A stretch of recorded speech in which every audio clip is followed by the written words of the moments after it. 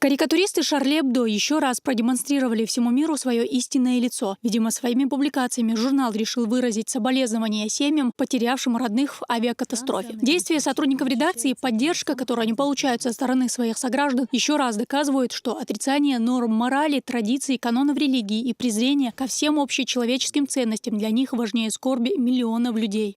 Вот это и есть демократия европейских государств и отдельно взятых людей, если их можно так назвать.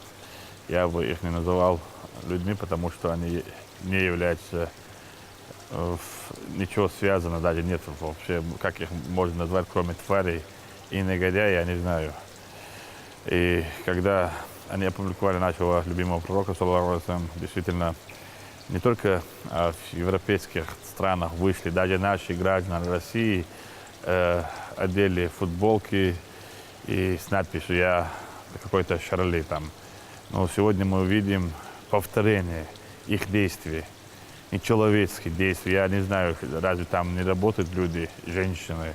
Мы же видели фотографии, одну фотографию, что стоило.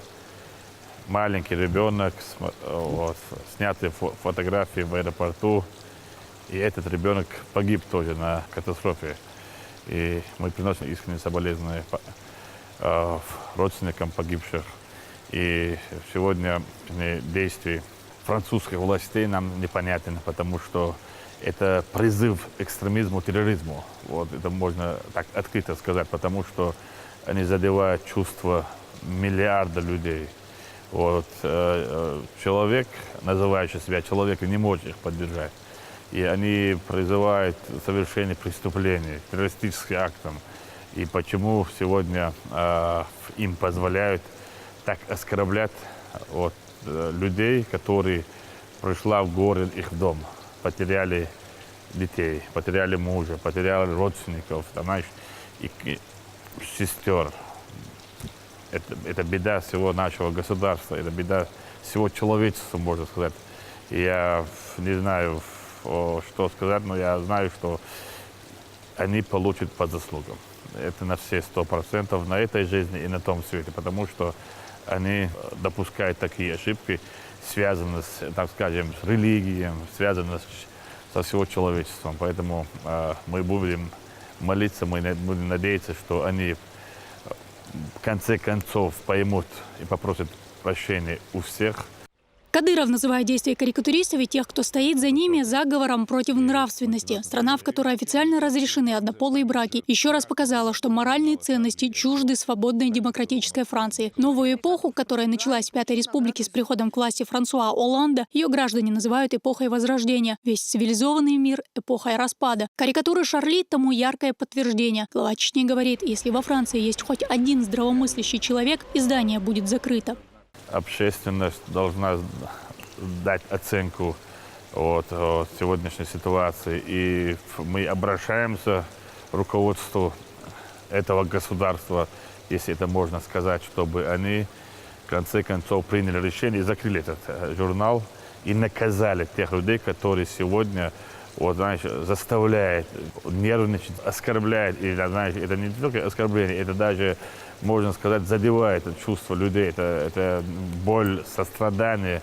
И они это, должны наоборот. Если даже тот же самый, шайтан, который там в оружии в руках, возле обломков, если это даже так есть, то они должны были поддержать тех родственников, которые потеряли своих близких людей. Если они этого не делают, то они сами являются шайтанами. Этих шайтанов надо наказать и закрыть журнал. И если я уверен, что если есть руководство этого государства хоть один человек, они будут делать все для того, чтобы впредь не повторялось это.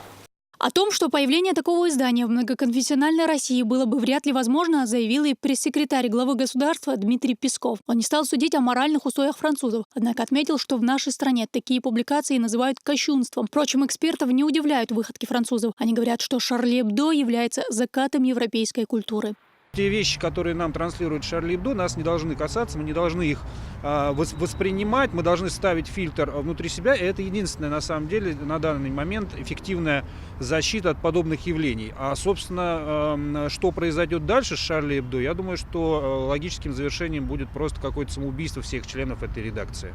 На официальной странице новостей при президенте России опубликован призыв представителя МИДа Марии Захаровой к участию в акции. Невероятный цинизм и аморальность должны получить резонансный ответ. Присоединиться к акции можно при помощи ретвита с хэштегом «Я не Шарли». Стремление к оригинальности Шарли Эбдо повергло в шок весь цивилизованный мир. В Госдуме карикатуры назвали глумлением над памятью жертв авиакатастрофы. Свобода слова Франции, позволяющая насмехаться над чувствами людей, не имеет ничего общего с журналистикой, говорят многие. Так было и в случае с попыткой оскорбить пророка Мухаммада, да благословит его Аллах и приветствует, и в случае с публикацией шаржа на утонувшего сирийского мальчика. Пример Шарли Эбдо – это, на мой взгляд, не есть реализация свободы слова, гарантированного государством.